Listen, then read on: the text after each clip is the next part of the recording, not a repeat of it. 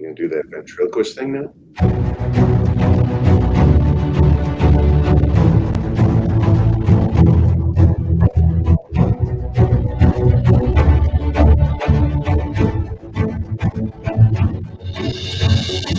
Welcome to Innovative Strategies with Bill Hasse. Innovative Strategy is a show designed to help people with their business and personal financial literacy, but not in the way that you have known. This is not your grandpa's financial literacy, as Bill uses his 30 plus years in the financial industry to stretch your financial box from, let's say about a 30,000 foot view of things. Bill and his guests have helped hundreds of clients achieve and surpass their financial goals. If you have any questions, please email Bill at billhasse, that's Bill at billhasse.com, or reach out to him right here at 216thenet@gmail.com.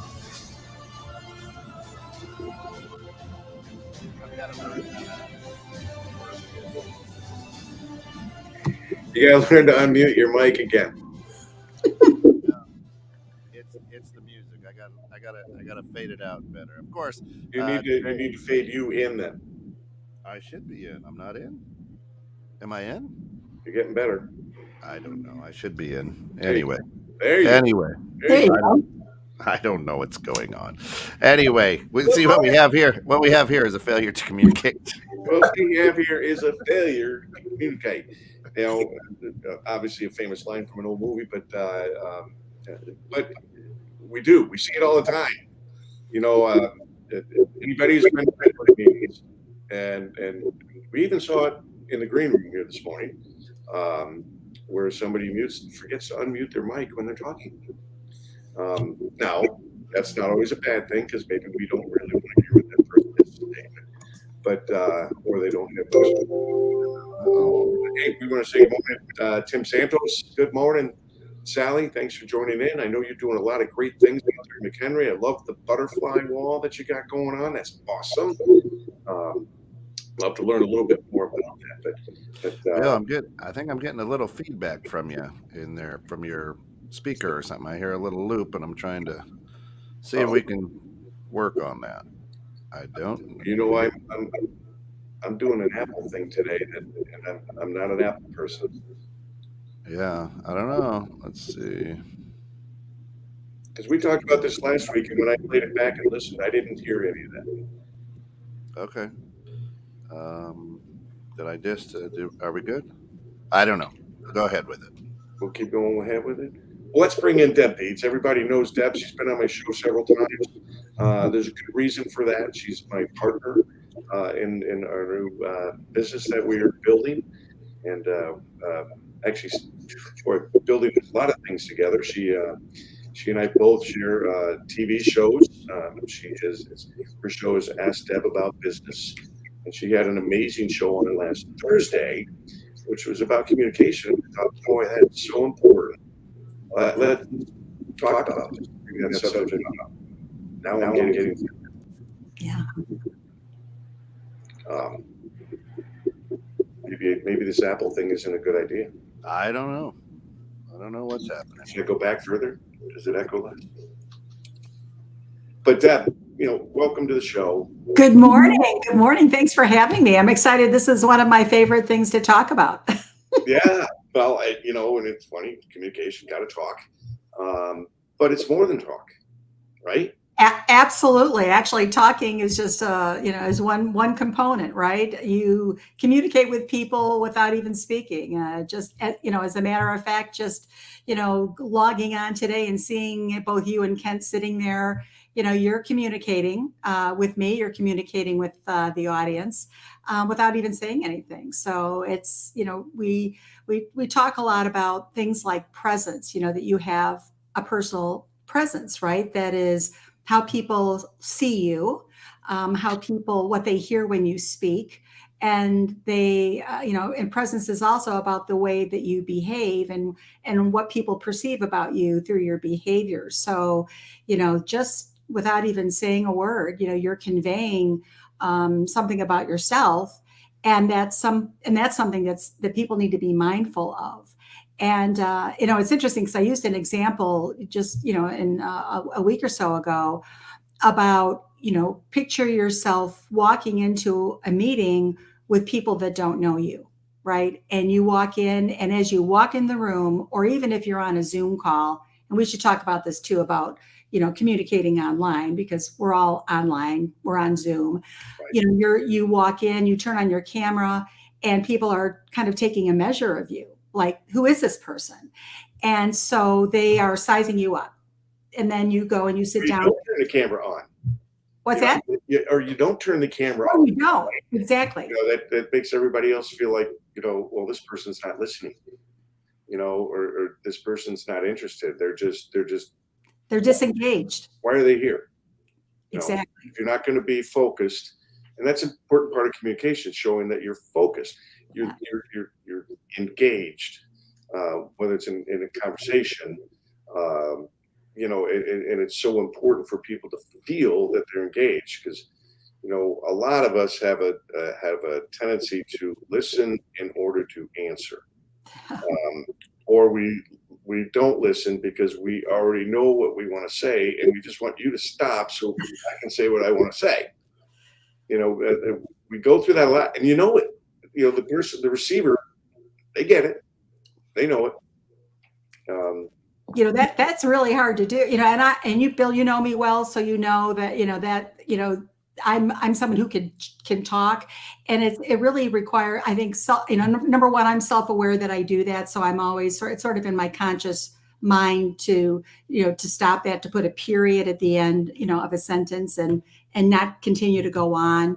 But that requires, work. And I personally have to work on that. That's sort of, one of my shortcomings. And, but you're right, because, I think we're also quick to want to be able to carry on the conversation, and so that there's no break in the conversation, but that's not an effective way to get your message across. And so there are times where, it's choppy. And good morning, Ted. Thanks for joining us. Appreciate having you here. There are times where a pause is very, very important, and so there are different forms of communication. So I'm a lector, so I do readings at church. Now, when you do readings, it's very important that at certain times you stop. Yeah. You let that message get out and then start up with the next thing. There's, excuse me, when you're doing readings, there's like a crescendo. You build up, and your voice gets a little bit louder, and it gets a little bit stronger. Or if you're speaking the words, and the Lord said, you go deeper and you get that voice louder and everything. These are all types of communication that you're trying to get your point across, right? So that's how we show our passion, with our hands. And we always say Italians talk with their hands and stuff. And it's interesting. Thank you, Tim. I appreciate that very much. We like when I was in the training pits, we talked with our hands. Now we could read lips, because it's not hard to read 4-letter words, right? Because that's all that came out of our mouths, screaming and hollering and stuff like that. But we spoke with our hands. So there's all different kinds of and forms of communication. But in business, to me, I think it's very important you look somebody in the eye. You state your point. You give the other person the opportunity to respond, and pay attention and listen to that response, so that you can have a meaningful conversation and you can learn things. Deb, you and I have had conversations with a number of different business people, right, in the building of our operation. And I think you'll recall one time we had about 4 hours worth of conversation with a gentleman. And then he came back with a long email list of, tell me about this, tell me about that, tell me about this. Like, we just spent 4 hours dealing with all of this. right. We're not going to go through this again. So again, your communication skills, and they change, right? With each level that you move up in a corporate world, let's say, you need to learn different languages, Mm-hmm. right? And we know people that teach that. You need to you need to know where you stand in a room, as far as am I the low man on the totem pole, or am I, I'm the top head of the totem pole? So Ken, So, in today's world, there are a lot of distractions. Writers for television shows don't write as crisply because they know that people are on their phone or their tablet while watching a show. There's in situations like this, if you're in a Zoom meeting, I've got the dog licking my feet. I've got my phone going off, or I'm playing Sudoku. It we've established I guess, a point in time or a point in history where your communication is all I'm hearing is this. I've got so many other things going on that I no longer just focus on what's being Well, don't you love when you're having a conversation with somebody and they're staring at their phone? I mean, really? Yeah. The cheapest thing to pay in the world is attention. Pay attention. I say this all the time to drivers on the road because I kind of get a little upset when people aren't paying attention on the road. It's the cheapest thing to do is pay attention. Yeah. It's interesting to Ken's point about, there are a lot of distractions, certainly. And so you have a very short, people in today's world have very short attention spans. So you need to get your point across very, very quickly. So, even the choice of the words that you're using, to take out all the clutter, if you will, get to your point, get to it quickly. And that, and then the conversation can move forward. But that's another thing that requires, discipline, self-discipline, and don't use any flowery words, just make your point and move on. And that's challenging to do. And I know you're pointing out because we've had much experience with that of late. We have. And, we've had experiences working with some folks and on the other side of a big pond, and they don't seem to pay attention to most of our communication is in the form of emails, right. Because this is a business transaction, so we want records of what's going on, and phone calls don't do it. Right. And it takes time because there's turnaround. They're 9 hours ahead. They work 4 days a week only. So there's a lot of things going on. It slows the process down. So you need to be more succinct and have your words very direct. Mm-hmm. Yet we have found that even as direct as we can possibly be, we'll get a response that completely ignores what we said.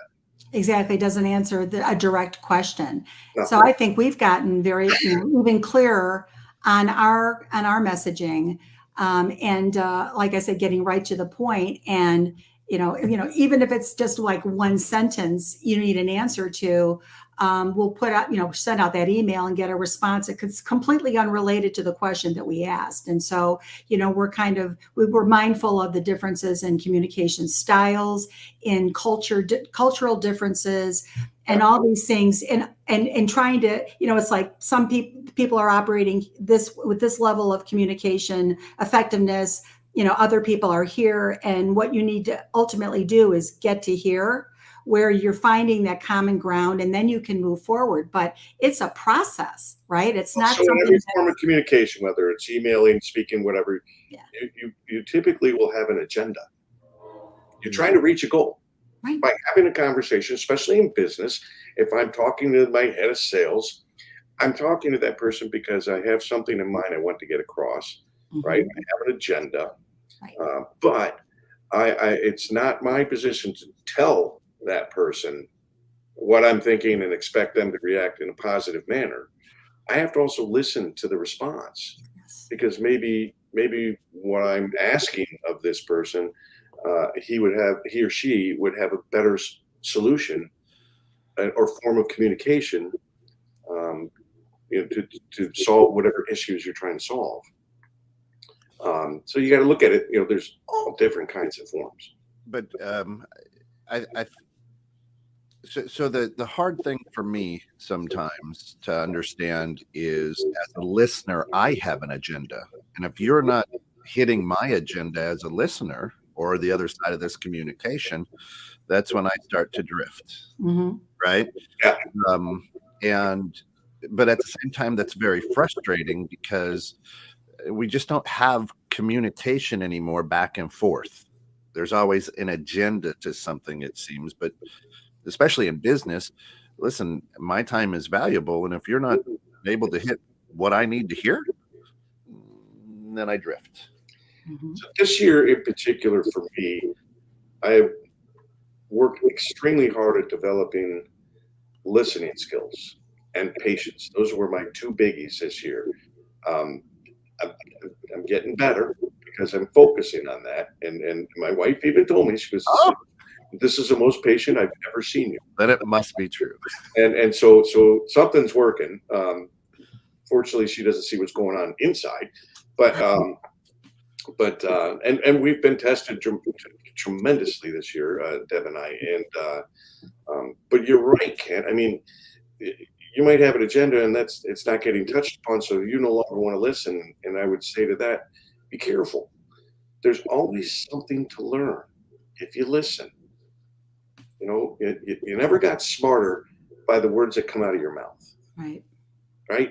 You know, we all know that. And 2 ears, one mouth kind of a thing. Hmm. You know, but although sometimes things just kind of blurt out, they're kind of funny, right? They can be. But and you're like, ooh, I don't even know where that came from. But I think listening is more important than speaking. I think hearing not only what the other person has to say, but show that you're focused and listening to what they have to say, makes that person feel better, feel that they're more involved in what's going on, or more involved in the conversation. Because it's easy, right? When we're in groups, we know if somebody's listening or not listening to us, right? When we're speaking, or we're trying to tell a story and somebody cuts us off and goes into something, and you're like, well, yeah, but let me get back to this, and everybody's already not listening, Right.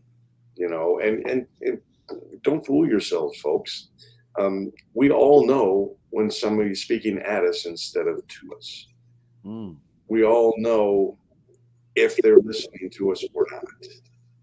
You know, we and again, here we do with hand gestures and everything. It's about passion, about getting your point across, right? This is my point. I said more than speak, and it's amazing how your world can change. Yeah. But Deb, I mean, you had a whole show on this, and your guest Right. who's written books on this, and had some really interesting points. She really did. We talked a lot, I think, when she wrote her book. Her first chapter was on presence, and that was, sort of the nonverbal communication that I alluded to at the open of the show today, about people, what they're taking a stock of you just by looking at you, certainly when you speak. And then the way that you behave. So I think, for all of us, we need to be mindful of that professional presence that we have. And if there's ways of improving, that's something that, we should all think about. Active listening is critically important, so that, you want to make sure that you're connecting with the person that you're talking with, to make sure that they feel that they're being heard. Because ultimately you're building a relationship here with people, and you can't do that effectively if you're always talking and you're not paying attention to what they're saying. And many times when you're in a business setting, you're meeting to either to solve a problem or to meet a goal, meet an objective.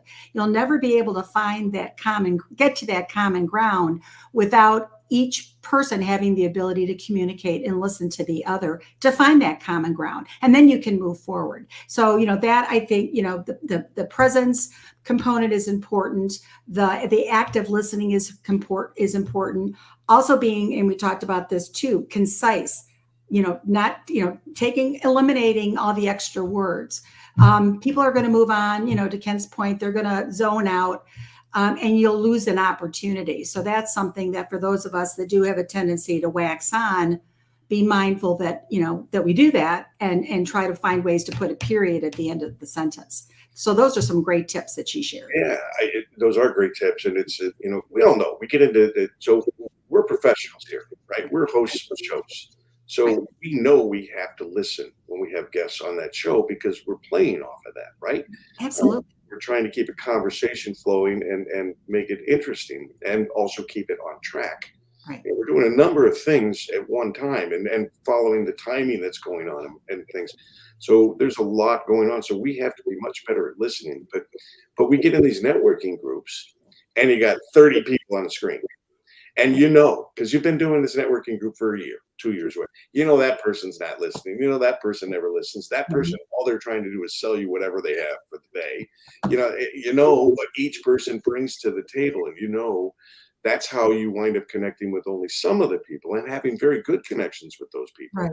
And you know who to stay away from. Because, they just don't listen. Well, if they're engaged or not, and some of the things that, some of the tips that, Catherine shared the other day was, when you're on a Zoom call, and many of us are and have been certainly over the last couple of years, probably more so than certainly in person, that, there are certain things that you should be mindful of. And she talked about, looking at your camera as if the person that you're actually talking to is behind your camera. So instead of looking at your monitor, you're looking at the camera and thinking of the person behind the camera, so that's more of a direct, you're talking directly to a person, as opposed to having your eyes wander all over, right? Right. She said looking through the camera. Through the camera. Through the camera, not just to it, but through it. Exactly. And that's a great tip for all you podcasters and radio show folks and TV show folks. If you're to the TV level, you've probably already learned that, but we see that a lot, especially in these networking meetings and stuff. And these are important. These Zoom meetings are important because they're done at all levels. They are. Right? At all levels of business, from startups to CEOs of major corporations. Especially, you take a CEO of a Fortune 100 company, and they're going to do it to their 35,000 employees, once or twice a quarter or a year. And that's a major production. So, Yes. And that is very important in how that comes across, the communication that's coming, how it's set up, right? What is said, how that person is dressed, how they address the audience. Is there feedback open potential, or is there not? I mean, is it a dictator, or is it a more open door kind of leadership? And those are forms of communication, right? I have an open door policy, and I leave my office door open anytime for any employee to come in, or I don't. Right. I'm uninviting, and I'm closing that door, and that's telling everybody, don't bother me. That's right. There's so many different aspects to communication, and there's little things and subtle things that people perceive, right or wrong. They perceive what they think is his door's closed. That means I can't knock on it. I can't go in there. I can't bother him. Right. But they might be wrong. Might be closed just because maybe he's just somebody closed the door that left before, and he or she didn't get up and open it. Right. You don't know. So we think we do. We make assumptions. We do.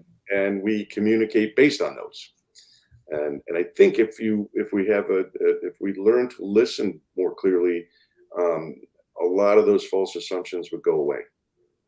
Well, you make a comment about Zoom and about the way that you're presenting yourself. And so there are some tactics that I think are effective when you're on Zoom, when you're on a virtual call. And, we talked about the one about looking at the camera as opposed to looking at the person on your monitor. So your eyes are on the camera. Another one is to make sure that you're centered, you're centered in the middle of your, wherever, you're in a box, right? That you're centered in that box, and that you are, that you're paying attention. And so, you're not eating something or, looking down and, and so you're not distracted. You have to really pay attention and get rid of all the things that could be distracting on your desk, and put yourself squarely in the camera, address your audience, with your very short communication, and then step back and then pay attention and listen to the rest of the conversation so that you can then go back and continue the conversation with your point of view. But you have to be able to put your point of view out there, pause, let other people react to it, listen to what they're saying, and then carry on the conversation. So it's a give and take, and that you're centered in the middle of your box, and you're showing that you're not distracted, because that's a way to show engagement, and people are going to react to that. They're going to relate to that. They know if you're fooling around. They know if you're not paying attention, and so it's a way just for you to put your best foot forward. Yeah, that's important. I mean, it is. It's look at even a simple thing. Yeah, there goes Ken. And there's all kinds of people that will tell you, okay, you got to be centered, and your head just about this high, and if you have signage, it's got to be over here or over here, and everybody's an expert telling you what to be doing. And I've been told many times, don't have a high back chair. I'm sorry, I just do what I do, and I am who I am, and I've never heard that. if it works, it works. If it doesn't, it doesn't. Look, like Kent, we've got that microphone in the picture, that adds credence to this being a radio show, right? And a podcast, and that's a form of communication. I'm lacking in forms of communication behind me because I'm working out of my home today, as I have been since I'm without a car for a short period of time. So I can't get anywhere. If anybody wants to go to lunch, just come pick me up. We'll go out to lunch. Please. And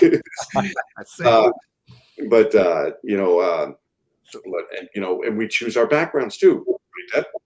I mean, that's we do the same thing when we're in the studio or doing the TV shows. Right. So very, very important, right? Yeah, and I want to go back to what Deb said earlier in the show. You talked about professional presence. Help our listeners understand what professional presence is. I mean, we know back in the 60s, everybody wore a shirt and tie to wherever they went, to school, to wherever. And now we got pajamas to Walmart. Yeah. Yeah. I appreciate the question. Presence really, to me, is really the professional presence really speaks to three different areas, really about how people, what they think of you when they first look at you. So, are you, if you're in a business setting, are you professionally dressed, as an example? They may not see that you're wearing sleep bottoms, but, if you've got a shirt, a business shirt on, a tie, a suit, jacket, whatever, they're paying attention to what the way that you look. So be mindful of that. And then the second component of professional presence really is about what they hear when you speak. So it's not about, and I used an example on the show about, you could be walking into a room full of people that don't know you, and they're sizing you up before you even sit down at the table. And so, what is that image that you're conveying to them?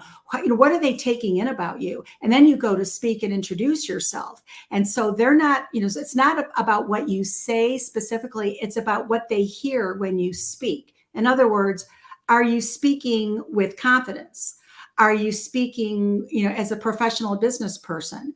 Are you clear and distinct, and are you communicating your point of view effectively? So it's what they hear when you speak. And then the third part of professional presence is your behavior. How do you behave? Are you eating a sandwich while you're on your Zoom call? Are you, looking, are we looking up your nose, your cam, how are you, and are you adjusting the camera? Are you, distracted? How you behave. So how you look, what people hear, and how you behave are all part of your presence. And so just, be mindful of those three things, because you want to always present yourself in the best way, best light possible. So, so that's just, and presence is something that we all take away from people. Well, and we've all been on Zoom for the last 2 years, a lot. And so just by paying attention to people, and to Bill's point about, building relationships with people, who's engaging with you, or who's, when you're speaking to them, what they're resonating with what you said. And then you can continue the conversation, and relationships can form from that. Those that don't engage, that aren't paying attention, you're going to move on from them. And so, for networking, folks that are networking a great deal online, be mindful of with the way that you're presenting yourself. When you are speaking, what people take from that are, does she know what she's talking about? Is she professional? Do I want to know more about her? Do I want to talk with her offline? These decisions are being made, real time. Well, people know when they're being listened to, Yeah. right? If somebody's actually really listening to you. But I want to go back to that dress code thing too. Yeah. I always like the comment that it's better to be the best dressed person in the room than the worst dressed.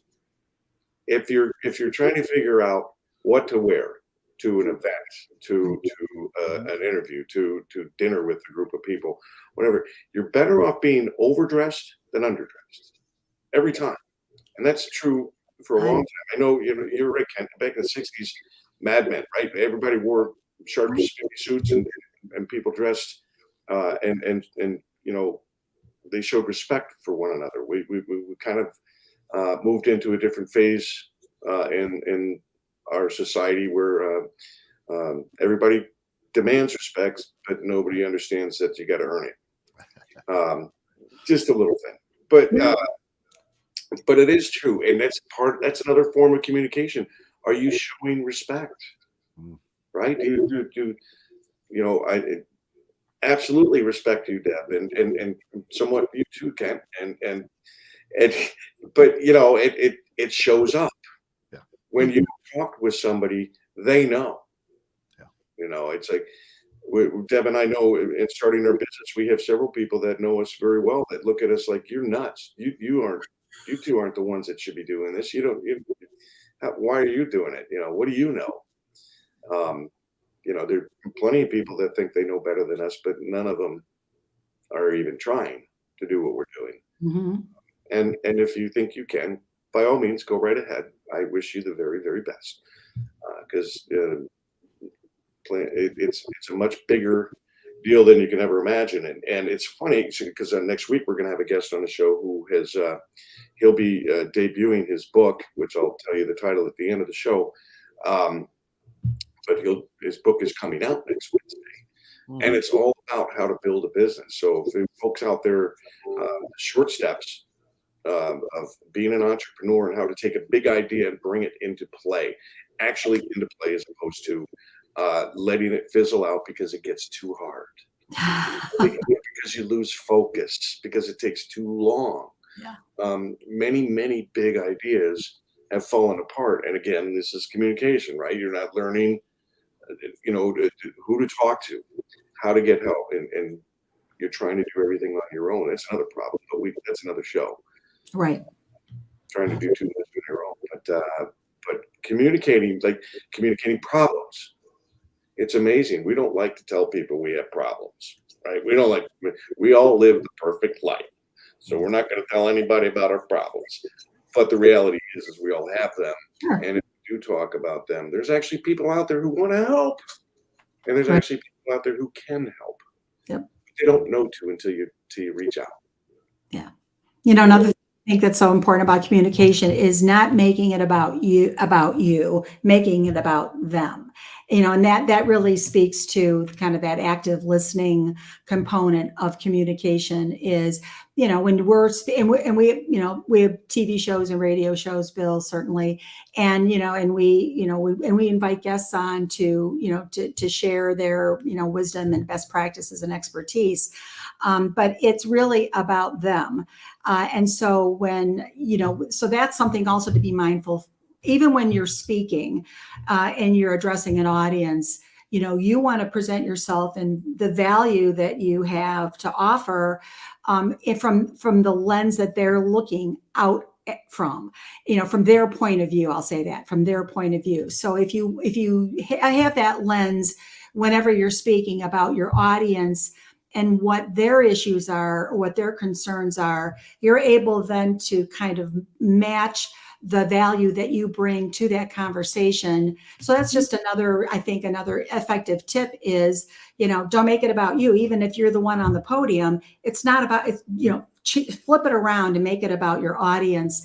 And because that's how you're going to start to build rapport and make sure that you're addressing what you believe to be their point of view and have that conversation. And you may have opposing points of view, and that's okay. But they want to hear that from you. They want to hear that that they're being heard, right? Well, the three of us know, and Kent knows this very well as hell. We talk about when we bring guests on our shows. I always tell them, and I know you do too, that it is our goal is to make you look like a rock star. Yeah, absolutely. And that means as a host, we have to pay attention to not communicating too much. We have to let the other people shine. Yeah. And since we're talk show hosts, it's kind of hard. It is. I mean, Kent is pretty good on a leash, but I'm not as good as Kent, and that I think you and I have similar issues with talking a lot, and that maybe not listening as much, but that is true. I mean, we tell our guests, look, there's only the show's really simple. We're going to talk about your two favorite things, you and what you do, and your business, right? You and your business, your two favorite things. So don't be nervous, don't be concerned. The idea is just to make you look like a rock star, and if we have that mindset going in, we can accomplish that. Absolutely. And that's all this is. It's a mindset, right? Just be mindful of that. And I think that, that will, you'll be able to develop better relationships, and find that common ground that I spoke to earlier, because you may be here and they may be here, but you need to get to here, right, in order to move forward. So what happens then, Bill, when you're in a team atmosphere and you're kind of focused, but your partner is all about me, right? We've all been in that situation where, hey, here's the plan. We're going to go in and we're going to do this. And then all of a sudden, look at me. I go back to the, what was it? Three Amigos. Look up here. Well, that's when you go running back to your office and say, why the hell did I get involved with this person?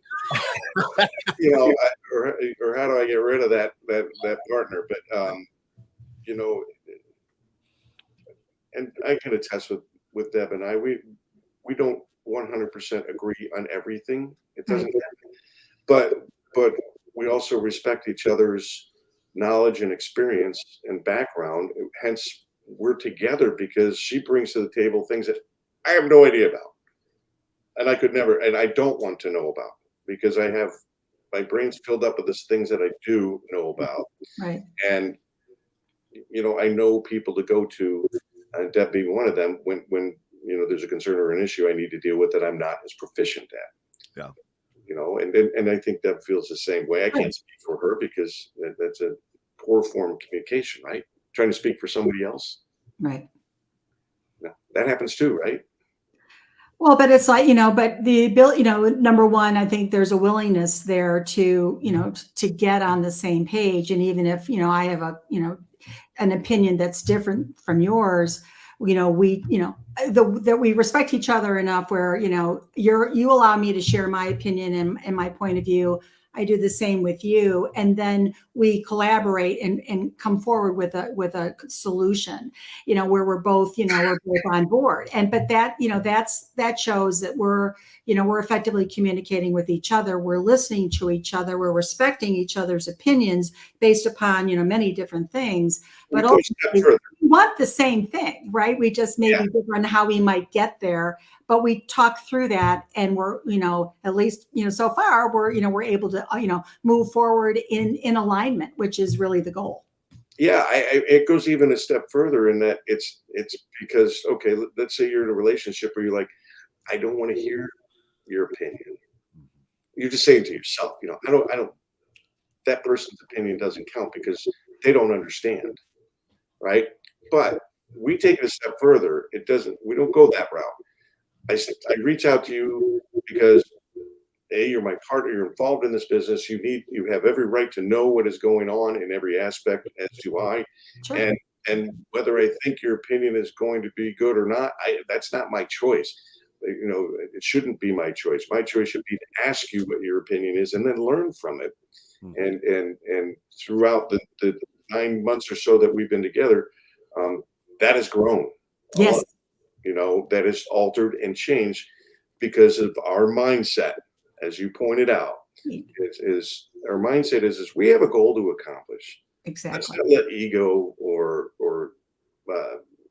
lack of communication or beliefs that we may have that most likely aren't true. Let's not let that alter what we're trying to accomplish. See, that's the critical component here is have, the end goal in mind. We have a vision for what we're doing together. We may differ on maybe how to get there, but we talk through that, and your collective wisdom and mine, we'll come to a solution that works for both of us. And with that comes compromise. But we have those conversations. And so I agree with you about, our communicating with each other over the last 9 months, because we are both driven towards the same end goal. And that in and of itself, if you're aligned on that, that's, you're almost there, right? And you'll find a way to get there. Through effective communication, listening, sharing your point of view, devil's advocate, all those things in a healthy, professional, and respectful way. And we found a way to do that with each other. Well, we don't get caught in the minutia. Yeah, we don't. We absolutely don't. You get caught in the weeds, that's trouble. Yeah. You communicate in order to make a decision. Yeah. And and the decision needs to be made quickly, not let's mull over this for 3 or 4 more days and have this go out another week and another month and another year. So many business owners have a difficult time making decisions, and that bogs a business down, and to the point where it could put you out of business. And it has many, many times. I've seen it. Yeah. So you really need to communicate in a clear and concise way so that you can make quick decisions and move on. Well, that's a really good point. Make your decision, make them quick. And the notion of failing fast. And even if it may not be the right decision ultimately, make the decision and move based upon the best information you have at your disposal. So you're making a smart decision you think based on what you know. And it may not be the right one, but don't have the fear. There's fear that comes in, and you can't let that stop you. You have to move forward, fail fast, and pivot. I think if anything, taught us anything over the last 2 years was, for business professionals was, how many people were pivoting because they had no choice but to change and to pivot may have been ineffective, but then they had to keep moving forward. And so I think over the last couple of years, as business leaders, professionals, we've built a level of resilience that maybe we didn't really have before. And that some of the fear of making decisions has been minimized a little bit because we have no choice but to move forward. And so as long as you're grounded in whatever those facts are, business intelligence or whatever that you're using to help make those decisions, make them. And, things are they're going to work out or they may not. If they don't, the sooner that you can shift direction. And I think that's a good way to keep your eye on the ball and move forward so that you're changing the direction in the right way and not being afraid to do it. So I think fear has played a big role here, but we're getting better at moving forward, even amongst fear, quite frankly. There's a popular line in an old movie called "Zook and Move," Shelley. Zook and move. But what in the trading pits, and I've said this on the show before, is we always say make the trade, manage the risk. Yeah. Just make a decision and manage it. Because if you don't make the trade, you're never in the game. Right. Well, it's funny because we had Carolyn Leonard on my show a couple of weeks ago, and she talked about that. High risk, high reward, right? So you can, so don't go there. because otherwise you're going to miss opportunities by not moving forward. And so I think that's a good lesson also. Everybody has a risk level. Yeah. As we talk about managing that risk, you both are international business people. So you do business with people all around the world. And the way that different countries and different people communicate is way different than what it is here in America. Right. How much time or what do you research before you start communicating with them? Or is it like, well, let's learn on the fly? Or how do you approach that type of communication? Real quick, I'll just say, I think we both do a lot of research. We do our homework. We do. With every guest, whether it's this show or TV show, whatever it is, you have to do your homework. And I know Deb's very good at that as well. Well, exactly. It's interesting too, because, to Bill's point earlier, we're dealing with folks that are outside of the U.S. or in different cultures. We did our homework there too, really trying to understand, business practices, that are, outside of the US, and what are some of their customs, their belief system, because, we're trying to build relationships with people, right, that are, going to be very helpful to us in order to, develop and launch our business. So we have to be able to have, some level of understanding about them and what's important to them and how they conduct themselves and their business practices, because otherwise we won't have a frame of reference. And the part of that is we're finding, that our communication style is quite different from theirs. We talk a lot about having circular conversations where, and a lot of this is on email, where we're putting out, a question or a statement, and we're getting a response back that's completely unrelated to what we just sent, and so we're trying to, a lot of that comes, it's almost like trying to translate, where are they coming from? What are they trying to convey? But that takes time. So, then there come delays in that communication process, right? Yeah. I mean, we have conversations with our guests, like Ken, we always do like the green room conversation, and it kind of gets the flow of the show going.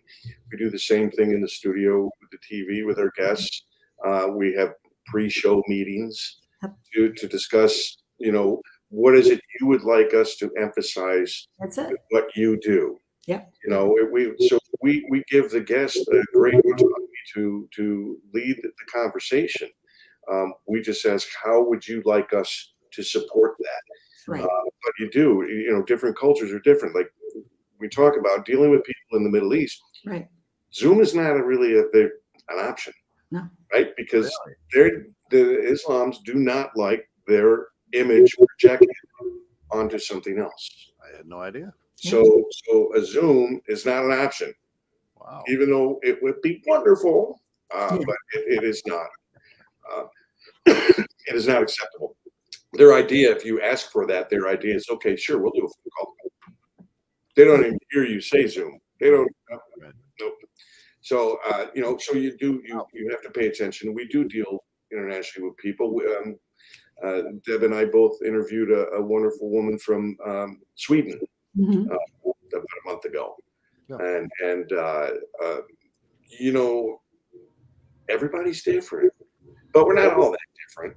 We're still humans. Right. We still love to talk about the same things, who we are and what we do, or what our business is. There are a lot of similarities. So to give our guests that autonomy to say, what is it you want us to focus on? I think it's powerful. It's just as powerful as not having a script, is being live, being real, right, real time, and having the conversation, because that's really what it is, right? From the beginning of her show, they were trying to script her, and it doesn't work. Now you talk to producers in TV, and they'll tell you, if you get used to scripts, it's much, much easier. But it's still script. You're reading. You're not being real. Spontaneous, right? Now, there are people that can get good at it, just talking to the late night show host guys, but they have an agenda. Yeah. They know what all the questions are. They know what to expect for answers. They're you watch, if people watch Storage Wars, or they watch Pawn Shop Guy, or they watch liquidator guy that notice I kind of watch these shows. But, Right. everybody think, or even the home shows and stuff like that. Those are all scripted. I mean, they're predetermined. The shows are already predetermined, and once you learn that, you look at that show in such a different way, where it's not compelling anymore. I don't like it anymore. It's fixed. Yeah. So I think Deb and I both like the fact, and I know Kent, you do this with many shows, where it's just random, but it's not random. Right.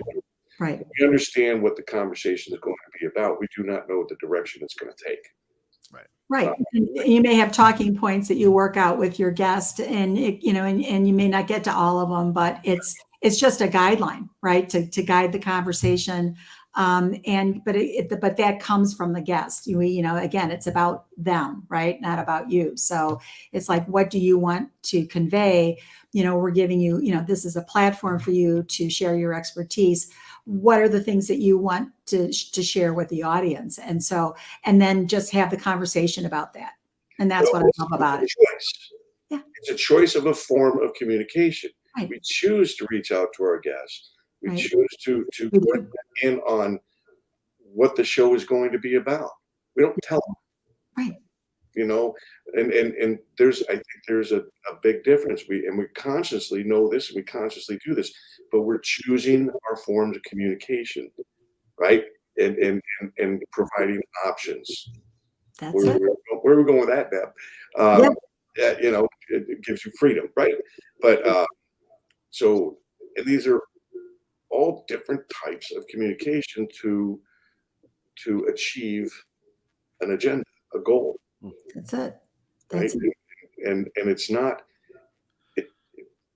just like any other idea. It's not perfect, but you can adjust on the fly. Like for me, many times on this show, when people tend to get a little bit too technical, we got to rein them in. We got to bring them back down into play. When somebody going to the PPI and the CPI and the GDP and and the unemployment numbers and all that, and I go, hold on. Let's explain to people what those are and what effect they have, or what are the things that they affect. So that's kind of a monitoring thing. That's part of what we do as hosts of the show, is making sure that the conversation, and Kent, you're great at that as well. You're the man on the street, right? You come to us with questions because many of the topics that we bring on our show, are topics that you're not familiar with. Yeah. No, I sit and take a bunch of notes on whatever I have. So I'm always doing this. I'm not praying. I'm Is it over yet? Is it over yet? I've got the best job in the world, and that's to learn from all these, experts. And so, man, We do too. Yeah, we do too. I mean, we study enough to get an idea of the conversation, what it's going to be about, what the business is about, what aspect of the business it is. I mean, but we'll look at things like what college did our guests go to, or what other jobs have they had, where have they lived? You just never know what might come up in a conversation. But if you're not prepared, you're going to get caught. Mm-hmm. Mm-hmm. And you don't want, and pausing is good, but not on the radio. Not because you're not, not prepared, right? So we do our homework, certainly. Another thing I want to bring up, if I could, is about communication and soft skills. And so this year, particularly because we're coming up, we're coming out of a pandemic. And so we've seen a shift in trends in business away from, I'm going to say not away from, but last year as an example, some of the trends in business were, about getting your PPP loan and, leveraging technology, developing your mobile app. That was last year. This year, the trends are really related to soft skills, communication is a soft skill. And so there's been this, and in today, the topic of your show, is about communication, because we are living in a world that now, and because so much of it is virtual communication, it requires maybe building some new muscles and some new communication muscles, because virtual communication is quite different than in person. And so I love the fact that you're hitting this topic, because it's so timely. And we've got a whole generation of younger business professionals who need to learn some of these skills, these communication skills. And and so that's so I salute you for the timeliness of this topic, because everybody can benefit. Even those of us who have been around for a while, we can always make that muscle stronger and build those skills more effectively. Well, so we know, and a great example of this is it seemed to have worked very well when people had to go work from home. Yeah. Business really didn't miss a step, right? In fact, in some instances, business increased. But on the other side of that coin, education took a big hit, Wow. right? Students, their test scores are way, way down. Mhm. Lots of issues with kids, lots of issues with the school and the studies and things of that nature. So, communication is important to understand when and where it works best, how it works best, and when it doesn't. And when it doesn't, unfortunately, we didn't see that until too late. Right. We lost ground there. Kids had missed 2 years of school, basically. Yeah. Now, I know we're on the backside of this with the last 4 or 5 minutes of the show, but with communication and teams. So you are the business owner, and we've got a ton of small businesses that tune in, and you understand what you want to communicate and how you want to communicate. However, perhaps the worker out in the field, not so much. How do you help that small business owner go, ooh, yeah, you're going to want to have them communicate, but you've got to understand that. And I'll pick on a roofer. A roofer is going to be very technical and probably not the best PR guy, because I just want to lay shingles down, right? It's different for everybody, right? I mean, and a roofer is going to communicate differently than a businessman, and it's going to communicate differently than maybe a husband or wife who stays at home. Or someone who travels internationally versus someone who doesn't travel at all. Someone who goes from their bedroom down the stairs to their home office. My wife and I joke all the time. She comes home, she's like, "I got 15,000 steps in," and I'm like, "Click, click, click." I got 148. Big day for me. And it just everybody. Everybody communicates differently, and we should give grace and allow others to communicate how they best find it best for them. But it gets all back to listen. Just be a better listener. I promise you, if you become a better listener, you will learn so much more. You will acquire more patience. You will acquire more understanding. You will get smarter because you'll learn. Absolutely. Everybody has a gift. What is that gift? The point of having a gift is to share the gift, not to say me, because I have this gift. I'm a pro athlete. I made a touchdown. I'm going to do a dance. Me. Yeah. Get rid of that crap. I would find those guys $1 million every time if I could. But it's about sharing your gift. And the best way to learn how to share your gift is to listen to others. To see where your gift might fit in and be helpful to that person, or that group, or that entity. As far as those, roofers out there, what I would say is you've got folks that are in the field, and they have their own experiences with their end user customers. Pay attention to what they have to say, about their customers. Actively ask for that feedback and that input. That goes a long way to, make them feel heard. Make sure that you're willing to do that, and then take that feedback that they're giving you into consideration, and let them know that you're considering what they've had to say. Maybe they're coming forward with maybe a better way to do something, a better solution. And then take that under advisement, and let them know that it's under consideration. That goes a long way to building teamwork, and making sure that your people, wherever they are in the field, are feeling heard, and that there's an opportunity for them and a willingness on your part to take that in. And I think that's another effective way of communication is just the openness that comes with that. Ask the questions and be willing to sit back. Whatever they have to tell you, the good, the bad, or the ugly, provide a safe place for them to do that. Especially the people that don't agree with you. Yes. I know something you don't know. Right. That'll happen. I know we're here in the last few seconds or whatnot, so I wanted to put a plug in for the show next week with Mark Carter, his book, Idea Climbing. It's a wonderful book. I'm about halfway through. I'll be done in time. That's my homework, right? Study your guest. Mm-hmm. Idea Climbing is all about being an entrepreneur and how to shorten that time frame from concept to becoming a real business, and earning the returns that you were expecting. Bringing that big idea into play instead of letting it fizz out because you lose focus, takes too long, it's too hard, all that stuff. But listen to people who don't agree with you. Deb and I have an executive summary that we've been told many times. People are like, oh, wow, this is amazing. And then I had a very good friend of mine who is a big business person tell me, this is crap. And I'm just like, I could sit here and say, you don't know what you're talking about because everybody loves it.